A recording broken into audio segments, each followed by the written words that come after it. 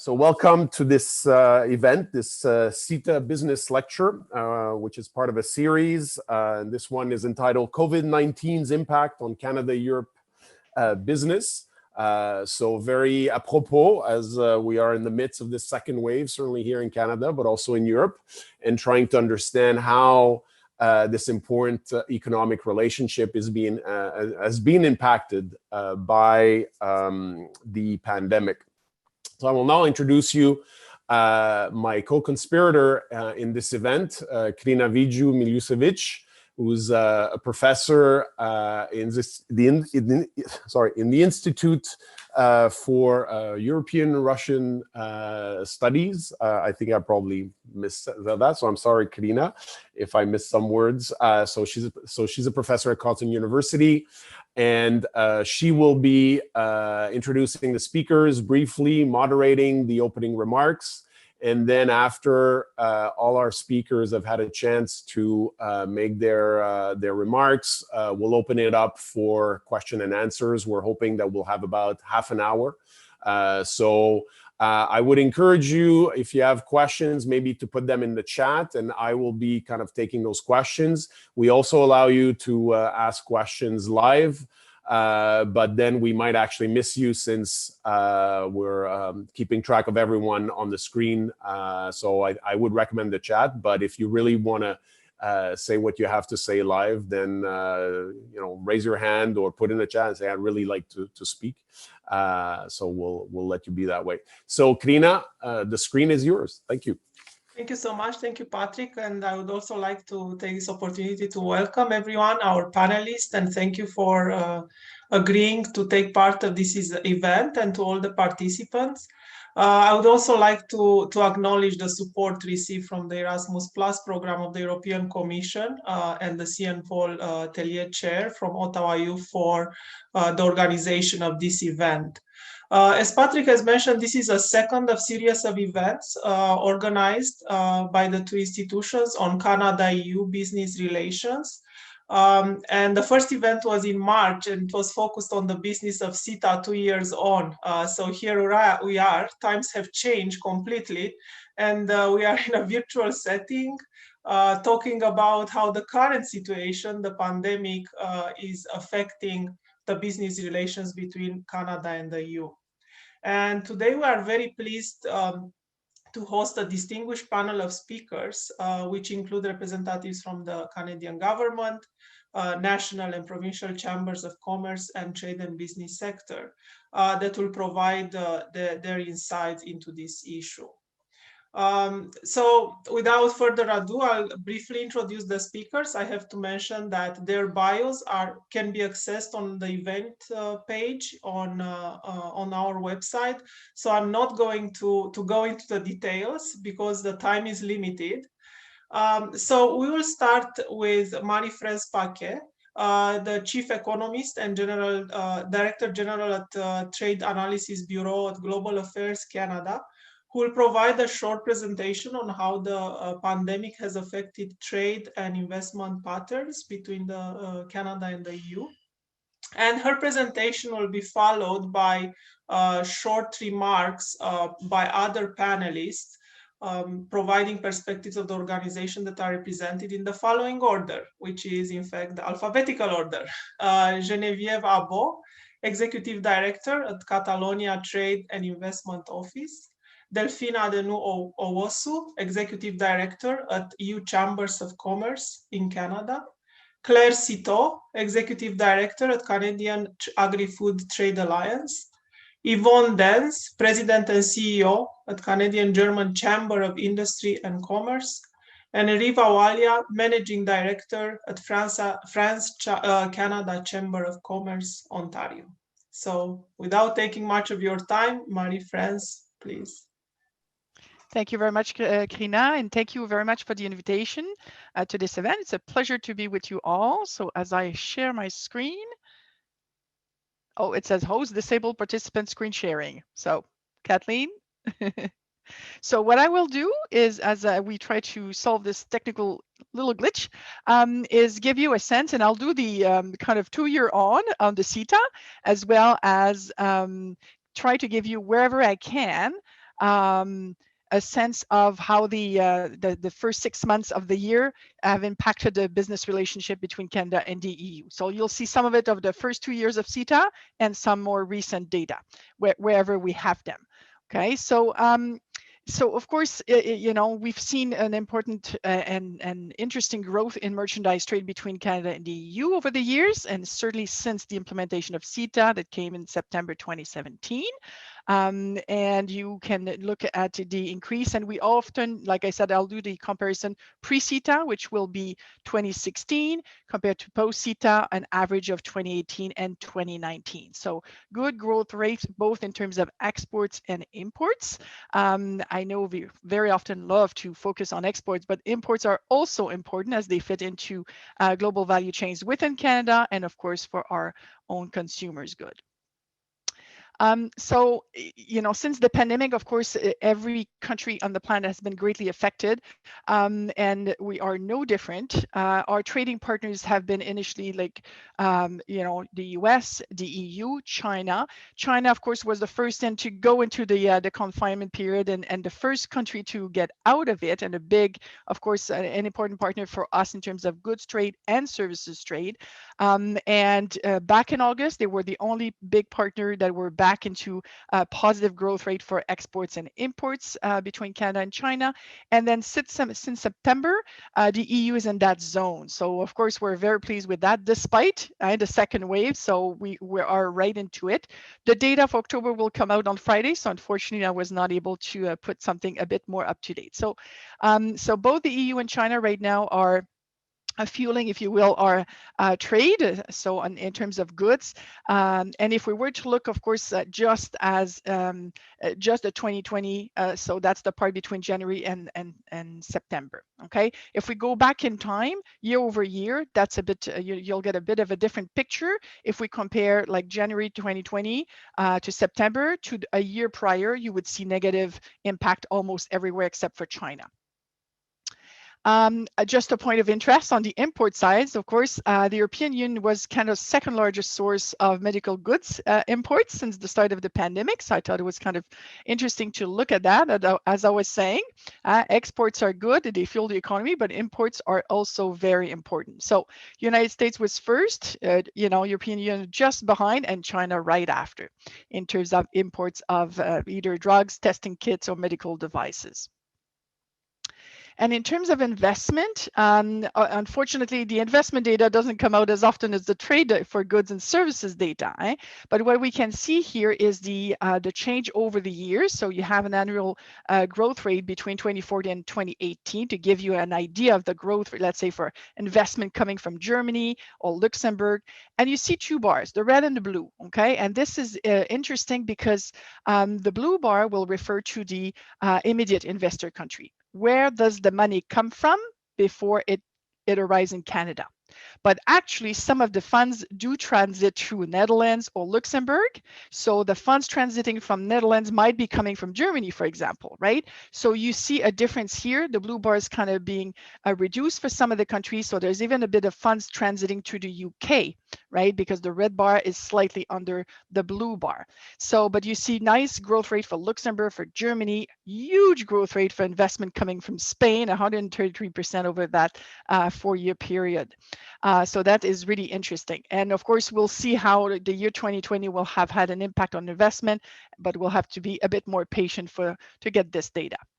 So of course, we've signed a trade agreement, major trade agreement, and we want to look at, you know, what benefits we can see so far. So if you look only at the growth in exports and imports, it doesn't tell you if it has anything to do with signing the trade agreement, right? So this is our way to look at it 2 years out. So what we do is we look at the tariff reduction between 0 and 5 percentage point, 5 to 10, or more than 10. And what you see on this graph is when the tariff reduction is 5 to 10 or 10 plus, you see huge, significant growth rate in both exports and imports, okay? So in terms of trade between the two entities, the EU and Canada, okay? So this tells us that, of course, when our companies have something big to gain from a trade agreement, they tend to know about it, they tend to use it. But do they? I'll come back to that in a minute. So what we see here is exactly that, is what is the utilization rate? To what extent do our companies use the gains negotiated in CETA in terms of preference and tariff reductions? So in terms of export to the EU, so for 2019 as a year, 2018, I'm sorry, was 49.9%. 2019 was 53%. That is the overall rate. And for this first 6 months of the pandemic for 2020, well, not the first 6 months of the pandemic, but of the year, 55% utilization rate. So despite having a tough time on the economic front in many countries, our companies are taking advantage of it, and even more so on the export side, and it's true on the import side. So of course, Canadian imports will correspond to the European exports to Canada. So their changes go, utilization rate go from 37 to almost 55, a bit more than 55% for the first 6 months of 2020. So this is quite encouraging to see, because we've done a lot of effort in terms of CETA promotion, talking to business association, making sure that companies are aware now that we have this beautiful deal in place. We want to make sure they can take advantage of the preferences, and we see an improvement. So that is good. However, the utilization rate will vary quite significantly from country to country in the EU. So for Canadian exports going to the EU, it can vary from 20% in one country to 80% in another one. And of course, it varies across sector. The agricultural sector, for example, has a tendency of using the preferences like to an extent of 92%, 94%, so huge utilization of preferences. So that is really good. But this is a sector here, we just wanted to look at it, that's the auto sector, so chapter 87 in the deal. And what you see, so the left part of the graph for 2019, you have the share of exports in the automotive sector going to different countries in Europe, and you have the utilization rate. And no, 5.2 is not a typo. 5.2% was indeed the utilization rate for automotive going to Germany. So both the DG EU Trade and ourselves were kind of scratching our head, wondering what is going on there. Tariff is about 6%, fine, but still, it's a bottom line. It is significant for company, and why would you not want to take advantage of it, right? So it varies a bit. So you see that the utilization rate for the same sector will be almost 66% for United Kingdom, okay? And what about the first 6 months of CETA? The first 6 months of 2020, oh, sorry. So what we see is there's been a major difference in terms of utilization rate for what goes to Germany. And we have discovered, because the data is, we just got it very recently from the EU. And what we saw is that there was an origin quota for autos, and in particular, that has been used to ship some of the goods. There's a certain amount of products that can be shipped, although they don't meet the typical rules of origin. That's why you see a huge jump in the utilization rate. There's that, and there's the what we send, the type of cars that we ship to Germany that has apparently changed as well. So focus a bit more on the mid-sized vehicles. So those are interesting points. So we see an increase in utilization rate overall, good news, both for exports and imports, that's great. Lots of variation across country, wonder a bit why.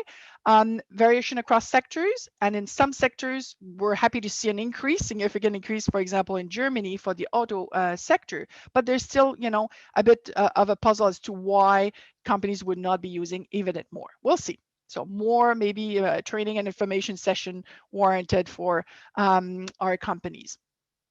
And of course, Canada is made of a lot of SMEs, companies with less than 500 employees. So we have lots of those companies, and the 2 waves of COVID, of course, have affected our SMEs that do export to the European Union. So you see the number here. So we were at 3,500 just in February, just before the pandemic. We reached the bottom of 2,600 in April, and then it's kind of going back up. And you clearly see on this graph, actually, the second wave being, affecting our SMEs exporting to the EU. But we're almost back to pre-pandemic level in terms of number of SMEs exporting to the EU. So I think this is quite interesting. What we do not know with this data, of course, is are they the same company? Did they stop exporting for a while and they're back at it, or some goods are no longer, or services no longer exported to the EU, and now new opportunities arose from the pandemic? So with this graph, we don't have that little bit of information, but that will be something to look into a bit further. And finally, of course, to say that our SMEs, even though we are in the middle of the pandemic, they are using government programs to try to reach, and here I've put you the numbers to get access to European market. And we see the number of projects here that have been submitted and accepted for funding from the program called Can Export. So they can access up to $75,000 to get market intelligence, to apply for IP and things like that. No travel for now, of course, right? But you see a good and steady increase in the number of projects that our SMEs are trying to get funds for to access the EU. So that is quite interesting, and I hope it has a little to do with all the training and the information that our FTA training team has done across the country. So, pandemic has had huge impacts everywhere, of course, but I think trade between Canada and the EU continues to grow amidst these economic difficult times, and our firms are taking more advantage of CETA preferences. So this is really encouraging, and our SMEs are also using some of the programming to access the European market. And I'll leave it here. Thank you very much. Thank you so much, Marie-France. Geneviève, we'll jump to you. You are muted. Sorry. Great. So I don't have a presentation. You're just going to have to listen to me with nothing in the background. Hola, bonjour, hello. Before getting into the thick of the topic, I think it's important to tell you a little bit about Catalonia Trade Investment. So we're the competitiveness agency of the government of Catalonia, with its headquarters in Barcelona and 40 offices around the world, including the Montreal office for the Canadian market. As such, we help Catalan companies export to over 100 countries, facilitate and finance technological collaboration, as well as attract foreign direct investment into Catalonia. So as you all know, the first wave of COVID affected Asia first, then Europe, before hitting the Americas. And in our case, it really hit us when the Mobile World Congress, based in Barcelona, announced it was canceling the event at the end of February. Everybody was actually really angry when they first announced it. It's the largest mobile event in the world with over 100,000 participants.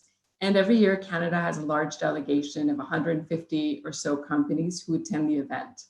And of course, there are also over 100 Catalan companies that participate in this Congress. And for our office, it's normally a great event to promote FDI into Catalonia, Canada-Catalonia technological collaborations, as well as opportunities the Canadian market represents for our SMEs. And of course, with no turnaround time, everything fell through save a few meetings. It's interesting to note that in 2021, MWC has announced the event will take place at the end of June. So obviously they don't see anything getting better in the short term end of February. So in our day-to-day work, we help Catalan companies do business in Canada, from market studies, including price checks and regulations, to organizing meetings with potential distributors. Business closures at the start of the pandemic, both in Canada and in Catalonia, forced us to postpone many projects. Some of our Catalan clients reduced their staff's working hours so they could no longer oversee the export project to Canada, or if their production was deemed essential, they were no longer allowed to export. For example, a cosmetics manufacturer who also makes disinfectant gel. And when a project did continue, an engineering consulting firm, for example, it was us who decided to postpone because nobody was picking up the phone here in Canada. Of course, I believe it's because it took a while for businesses to adapt and also to be open to new opportunities versus just being in crisis mode.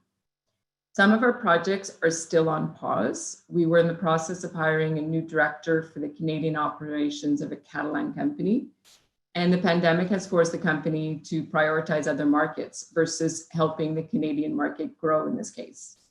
But it's not all bad news, actually. Grifols, a global healthcare company and one of the world's top producers of plasma-derived medicines, announced that it acquired a Montreal-based plasma fractionation facility and 2 purification facilities It will become the only large-scale commercial manufacturer of plasma products in Canada, with a fractionation capacity of 1.5 million liters per year. For your information, Grifols just announced that its anti-SARS-CoV-2 hyperimmune globulin, a potential treatment for COVID-19, has started a randomized controlled clinical trial to test its safety, efficacy, and tolerability. As for FDI into Catalonia, it's been a surprisingly good year, at least from my Canadian perspective. A tourism-related company has made its first hires and should make an announcement soon. The CEO of a small Toronto tech business moved his family to Barcelona and is launching the European operations from there. The Enerkem Suez waste energy project in Tarragona is moving along nicely. Ubisoft, which is often more Canadian than French at times, moved to a new office in Barcelona and announced they'll be working with the Montreal office on the development of Assassin's Creed Valhalla. And come 2021, I should be able to announce the arrival of one of Canada's fastest growing tech companies in Barcelona. The CEO of this firm is also planning on moving his whole family and has even registered his kids for school come January. And of course, LaSalle College International continues its growth in Barcelona and is offering numerous programs, including most recently, video game development. It's interesting to note that two of our offices, Washington and Brussels, offer different services to Catalan companies, helping them build consortiums and win projects financed by multilateral institutions. The benefits of work from home has meant increased collaboration between our foreign offices. In April, when I saw that our trade projects were decreasing, I offered our services to my colleague in Washington. Since then, his team has trained ours, and we in turn are helping Catalan companies tap into all those new projects announced by the World Bank, the Inter-American Development Bank, etc. There have been many calls for solutions related to COVID directly, and also other calls addressing the indirect effects of COVID. In Canada, we identified one open call for innovation, the Code Life Ventilator Challenge, for which one Catalan company applied. Unfortunately, it wasn't selected in the end. And worldwide to date, Catalonia Trade Investment has identified 50 open innovation opportunities related to COVID. And just 2 weeks ago, we converted what was to be an in-person event to a virtual trade mission. In 2019, Catalonia Trade Investment, the Digital Policy Department of Catalonia, and the Toronto Board of Trade signed a 3-year collaboration agreement on smart cities. The event was supposed to coincide with the Smart City Expo in Barcelona. Canada always has a large delegation there. In the end, we co-organized information seminars on smart cities in Canada and had 30 participants from Catalonia sign on, including B2Bs for selected participants. So one of the advantages, of course, of doing things virtually is that we never would have had such a large delegation. It really opens up possibilities of reaching a greater number of companies. And lastly, I'm happy to say that Canada now has an Enterprise Europe Network hub through GCCIR, the German-Canadian Centre for Innovation and Research, with the EU Chamber of Commerce in Canada West. In fact, in spite of the pandemic, my colleagues in Barcelona helped review their proposal and orient them in their successful application covering Western Canada. By the way, Eastern Canada is still up for grabs, so should there be any Canadian organizations interested in becoming EEN hubs. The Enterprise Europe Network can help Canadian companies find technology partners in Europe. And Catalonia Trade Investment, which in Catalonia is called Axio, is one of the key members in the European Union. Don't hesitate to contact me if you have any more questions, and it's been a pleasure. Thank you so much, Genevieve. We are moving on to Delphine Adeno-Vosu. You are muted, Delphine. Yeah, just a reminder. Yes, thank you very much. Thank you very much for the invitation. So today I represent UCAN. So just very briefly, UCAN, I will not go into details, but it's the business voice of Europe, and we are advocacy body in charge of disseminating CETA information, and also, of course, any information that has to do with trade and investment between Europe and Canada. So if I move on, if we look at the trade in terms of sector, just as everywhere in the world, I think there's some sectors that have still seen a growth during the pandemic, and others that have seen a little bit of more difficulty. So For those who have the sectors that have been growing, we can of course say medical equipment. And also this morning, for example, we had one of our events, which is 1 week, 1 province, aiming at introducing the trade and investment opportunities for EU companies in each Canadian province. And this morning we had Saskatchewan. And actually, if I read my notes, he was mentioning, for example, that the canola seeds during the growth has been of over 200% between January and September 2019 and January, September 2020. So we can really see that still some sectors have seen a really good growth. In terms of logistic, of course, we didn't see really any major changes in sea cargo. Of course, the major impact has been on air cargo, less choices and a higher cost for companies. So some airlines have actually really adapted very quickly to this new reality. If we check at Air Canada and how they really quickly adapted to the situation and turned their plane into cargo for, between, of course, mainly, not mainly, but between the EU and Canada. If we look also at the mobility of professionals, which is one of the provision of the CETA agreement, of course, we see a general slowdown in immigration, whether it's on Canada side or on the EU side. When it comes to EU service provider, that's a provision, of course, in the CETA. And what we have seen is that there's some few countries that have raised issue. It's difficult for them to obtain the exemption letter, putting in front the national interest. So it's becoming, yes, a little bit difficult for some EU service provider to come to Canada. And also, for sure, the quarantine also is not helping in that sense. There's a pilot project in Calgary where you can actually do a test on arrival at the airport and have only 48 hours quarantine if the test is negative. So I think if this, but yeah, it's only for those who are staying in Alberta. So the rest of Canada is still 14 days quarantine. So we hope that this pilot project will actually be successful and implemented at the level of Canada.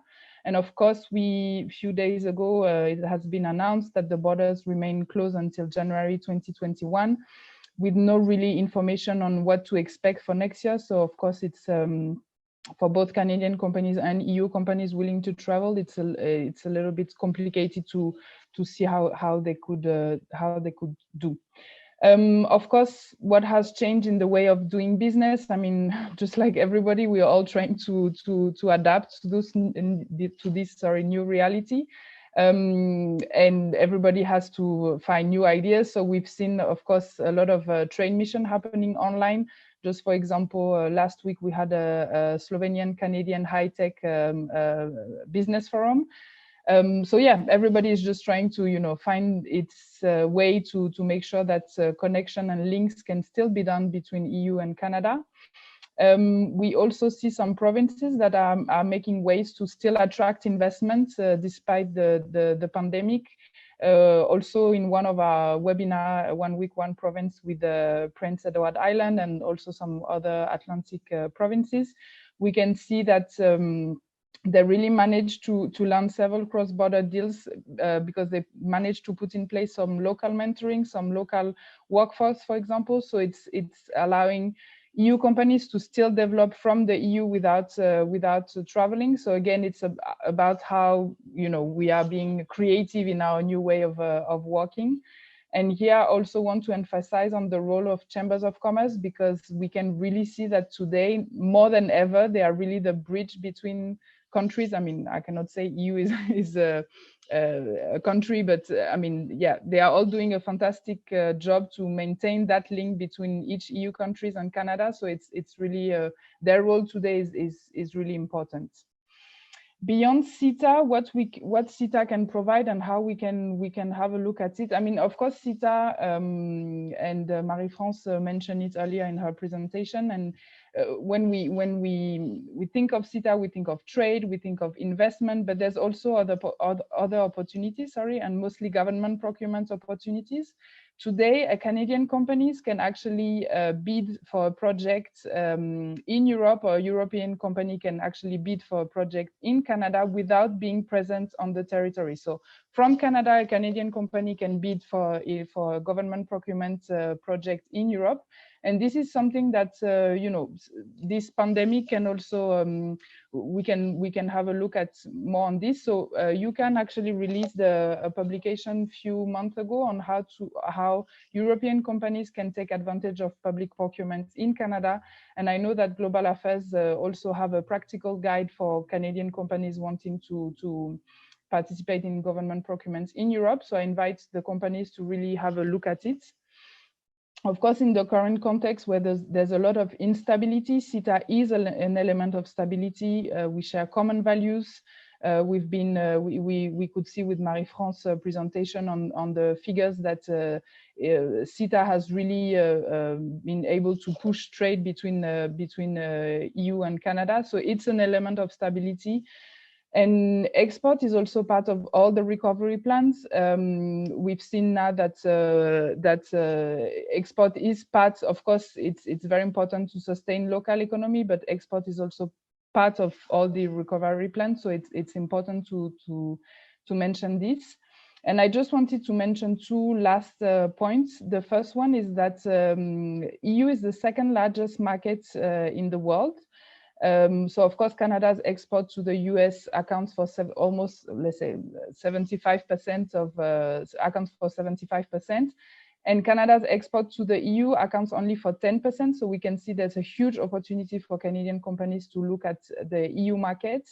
And lately, the last point, I want to just say that, of course, before COVID, the trade between EU and Canada has increased in the same figure, whether it's Canada's import to the EU or Canada's export to the EU. So, I mean, there's really good sign that post-COVID, CETA is, again, still a great agreement for Canadian and European companies to do business together. Thank you very much. Thank you so much, Delphine. And we are moving on. We are great on time. Thank you all for being on time up to now. And we move on to Claire Citeau. All right. Thank you very much. Thank you for the invitation. It's a pleasure to be among so many people who share an interest for trade and the Canada-EU relationship. As mentioned, CAFTA is the voice of Canadian agri-food exporters. We represent the major trade-dependent sectors in Canada, that is the beef, pork, meat, grain, cereals, pulses, soybean, canola, as well as sugar, malt, and processed food industries. The way I summarize it is more or less the entire ag sector, but the dairy and poultry. So we represent about 90% of what Canada exports in terms of ag and food, and our exports reached a record $60 billion last year. We are inherently dependent on trade. We cannot eat everything we produce. We export over half of everything we produce, 50% of our beef, 70% of our pork, 75% of our grains, and up to 90% of our canola. So I'll talk a little bit today about our experience during the crisis from a trade perspective, which hit as our farmers were preparing for a relatively short planting season here in Canada. And I'll talk also about the CETA and our experience there pre-COVID and now.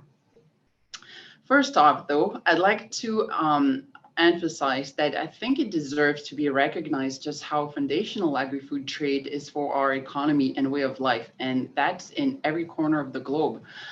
It's really remarkable that with most of the world on lockdown, global agri-food markets have remained relatively stable.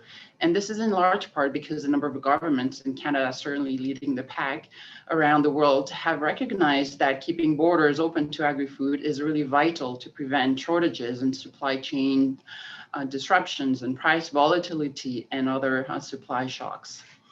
So of course, the impact of the crisis varies across sectors. And for our members, it's a mixed bag. At the onset, keeping the Canada-US border open to trade has been especially critical, given the high level of integration of our supply chains across North America.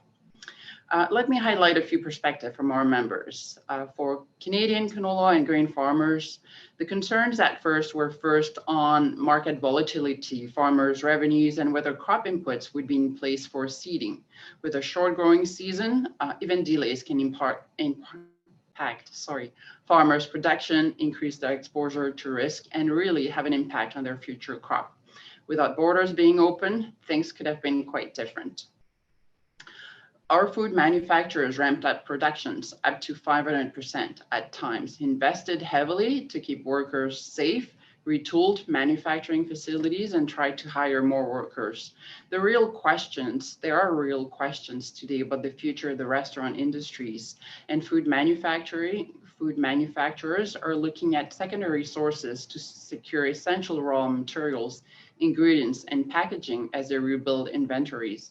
And they're no longer relying on a single supplier, and also certainly need the WTO to ensure that international trade is based on rules and allows for the predictable access of flow of ingredients and products and people. On the meat side, processing capacity dipped below 50% of Canada's normal capacity when one of the major processing facilities was closed and others had to reduce their operations as well. The industry needed to face the challenges of working through the backlog of cattle and hogs within the supply chains, as well as the market impact and uncertainty that had developed as a result of this. But during this time, uninterrupted trade ensured that very little market disruptions for the consumer side on the supply chains. Today, our beef exports are almost back to normal, and COVID certainly undoubtedly proved that the trading system, the system is strong, both in Canada, and the responsiveness and dependability of international trade actually matters. The disruptions faced by our pulse growers were also triggered by a number of markets, export markets, that imposed quarantine measures, adding delays in shipment clearances, and in cases also imposed import bans to save on foreign exchange reserves. The lack of prior warning was particularly disrupting for shipments that were already en route.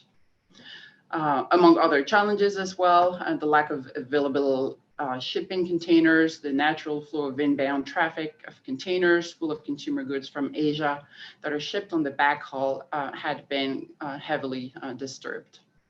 COVID meant that there was a large need to manage new supply chains and logistics challenges as demand had to shift quickly. Another example here is from the shutdown of restaurants in some parts of the world, which meant that there was much lower demand of canola oil from restaurants. And this raised also, this shifted demand. We have seen retail demand increasing and much less available waste oil available for the usual biofuel market. So fortunately, our exporters have been able to manage logistics and adapt quickly to market needs. And I think this is really a core strength of our members and of the agri-food sector globally at large. Unfortunately, though, trade rules do not necessarily adapt quickly. And this is even more important, to have trade rules that are predictable and based on science so that the industry can adapt and shift gears very quickly. Despite the crisis, though, those in the agri-food supply chains are really a resilient bunch. And for our members, the most serious concerns lie ahead. We are potentially waking up in a new trade world, one where governments seize on the pandemic for political posturing or to push a nationalist agenda forward. The talk of self-sufficiency in food is particularly concerning, and the unraveling is a big worry. Look at country of origin in Italy, which is affecting our wheat exports, and how easily it could spill over to other countries in the name of food security. Today, obviously, global trade isn't going to cease. However, how free and open trade and by what rules it happens really remain key unknowns.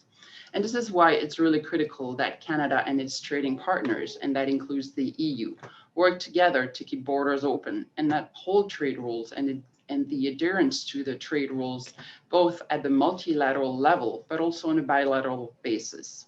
And this brings me to the CETA and the EU-Canada trading relationships. And I want to start here with a quote, which is directly from the Prime Minister himself, who made this comment on the occasion of the CETA Canada Summit last year. It's one thing to sign free trade agreements, it's another to implement them. Agri-food access was a core benefit for Canada in the deal. The EU remains the largest importer of agri-food products in the world and the high-value markets for many of our high quality and safe products. So we certainly continue to see huge potential in this in the EU market. But as many of you know, Canadian agri-food exporters remain frustrated that the EU is not respecting the spirit of the agreement and not abiding by commitments to resolve issues to truly allow two-way export growth. The removal of tariff and non-tariff barriers when CETA came into force was to increase Canada's export by nearly $1.5 billion annually. And CETA also included commitments to resolve issues related to technical barriers to trade, sanitary and phytosanitary provisions, regulatory cooperation, and trade distorting subsidies, amongst others.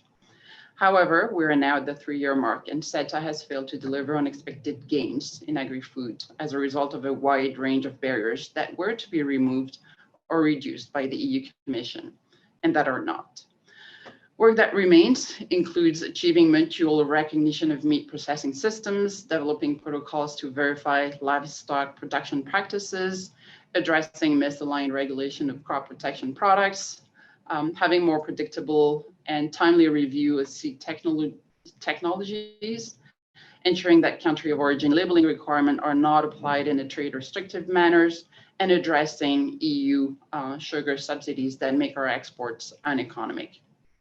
So these are very concrete barriers that are impacting Canadian exports and the potential for growth for our farmers, ranchers, producers, and food manufacturers.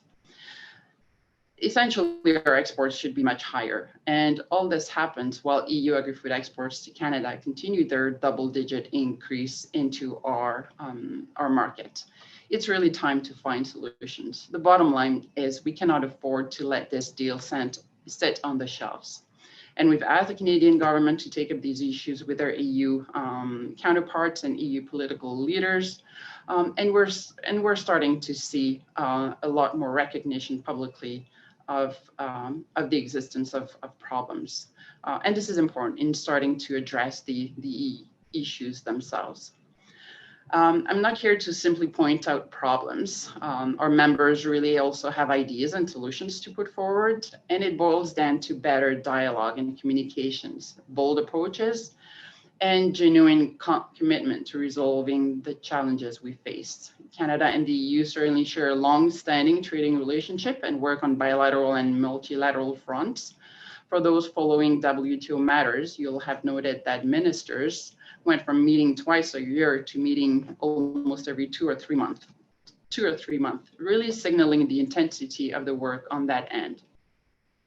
We also have a new ambassador in Brussels who really understands business. So there are a lot of things that bode well for the Canada-EU trade relations.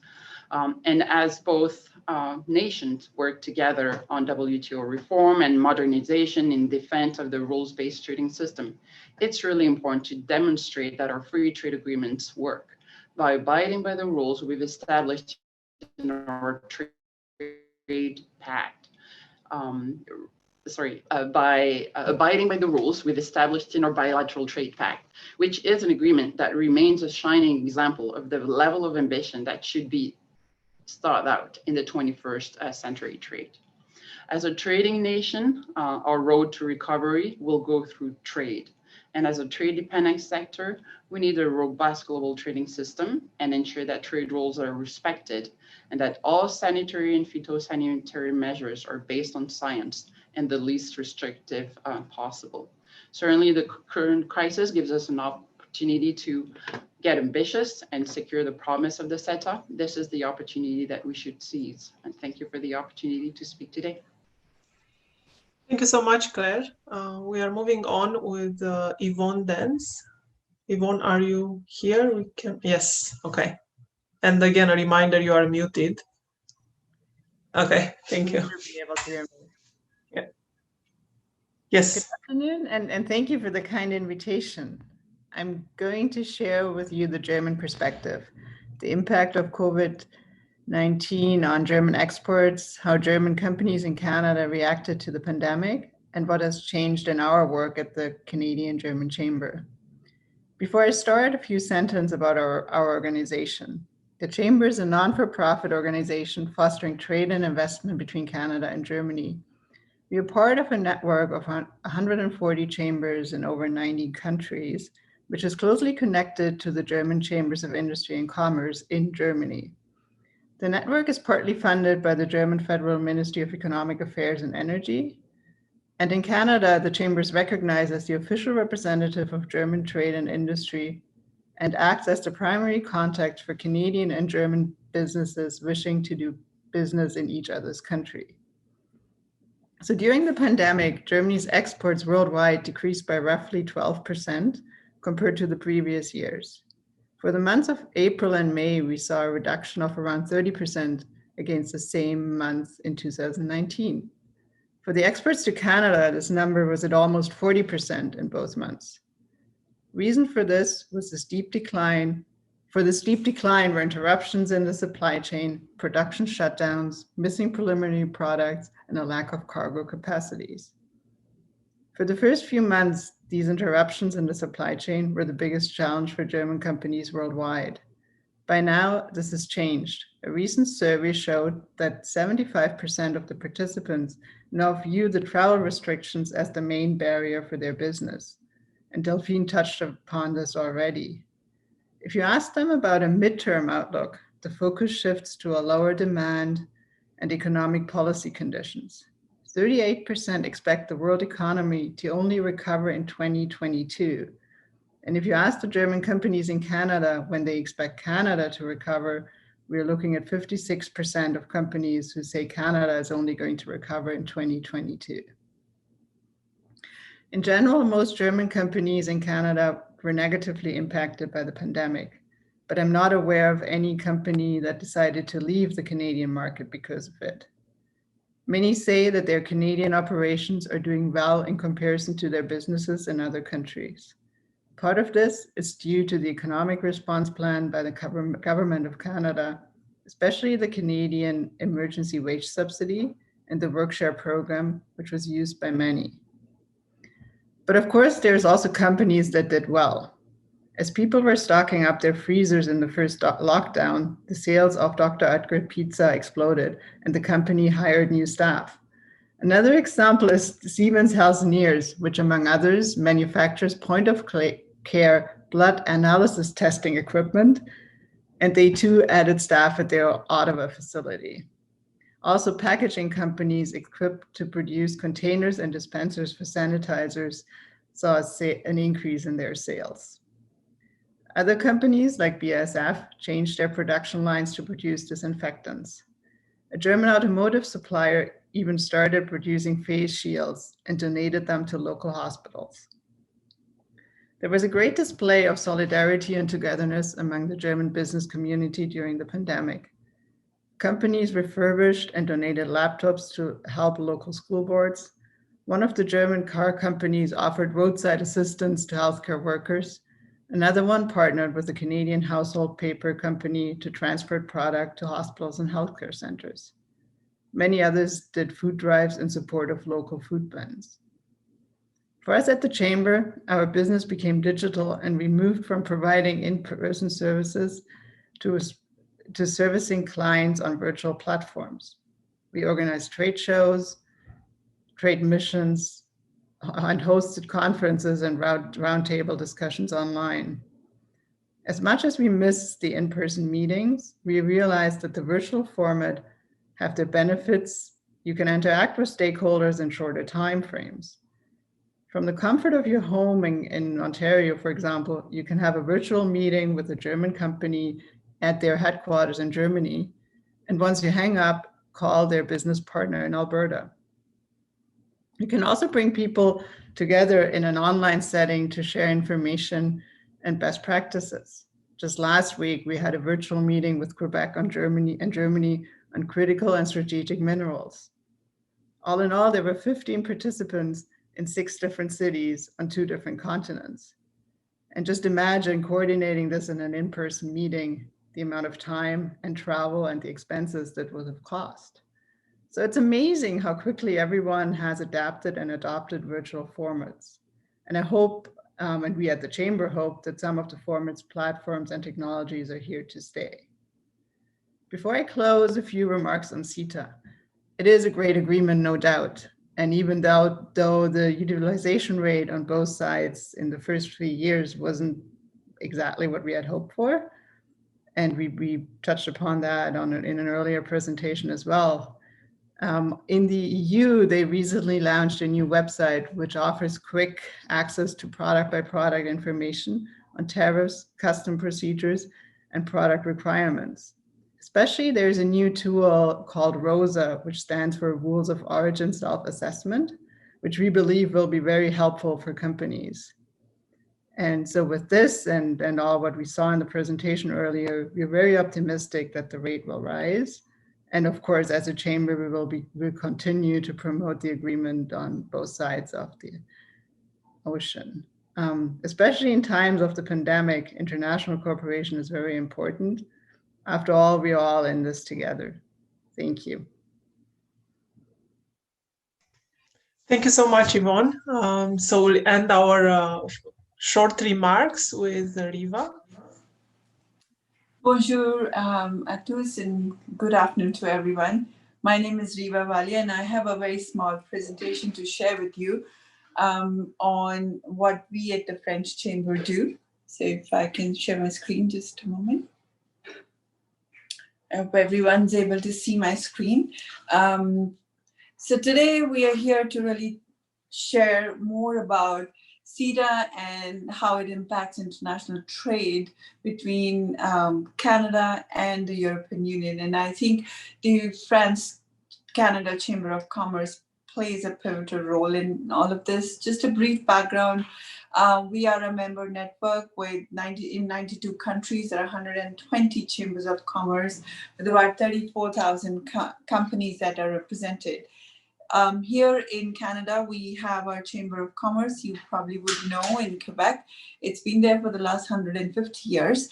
And in Toronto or other parts of Canada, we did not have a Chamber of Commerce. So in 2017, November, when the new ambassador of France arrived into Canada, this was her top priority to create a French Chamber of Commerce in Ontario, in Toronto, where the Bay Street is, and a lot of the French companies are located. So we got incorporated in 2017 November, and we opened our gates to our member companies in January 2018 with a very simple vision and mission, which is to really significantly contribute towards the economic, cultural, and social fabric of France and Canada.